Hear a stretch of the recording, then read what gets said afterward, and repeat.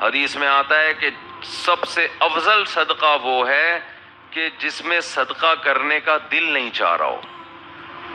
بات آ رہی ہے سمجھ میں؟ صدقہ کرنے کا بولو بھائی دل نہیں چاہ رہا ہو، وہ نکالو جیب سے.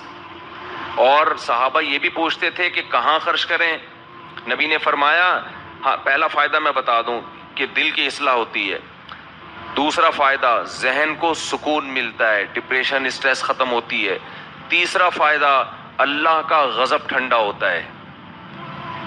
گناہ انسان سے ہو جائے اللہ غضبناک ہوتے ہیں. آپ نے فرمایا آگ سے بچو اگرچہ کھجور کا ایک دانہ صدقہ کر کے ہی ہو. کچھ نہ کچھ کرو صدقہ تاکہ اللہ کا غضب کیا ہو؟ ٹھنڈا ہو. تو بہت سارے ہیں. رمضان میں چونکہ نبی سخاوت کا دریا بنا کرتے تھے تو رمضان میں زیادہ کرنا ہے. کرنا کہاں ہے؟ یہ بہت اہم سوال ہے. سب سے پہلا حق اسلام نے آپ کے غریب ترین رشتہ داروں کا بنایا ہے. آج کل غریب لوگ مارکیٹ میں اویلیبل ہیں نہیں. پہلے میں یہ بتا دوں، آپ غریب تلاش کرنا مشکل کا ہیں لیکن اتنے آسانی سے نہیں ملتے، اس میں فراڈی زیادہ ملتے ہیں. تو اگر رشتہ داروں میں کوئی واقعی مستحق ہے تو جنت کمانے کا اس سے بہتر موقع آپ کے پاس نہیں ہے. اور رشتہ داروں کو تو ویسے بھی ہدیے دے دیا کرو بھائی.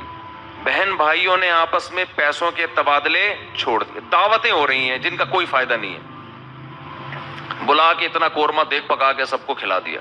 وہ پہلے اپنے گھر میں نہیں کھا رہا کیا بیٹھ کے؟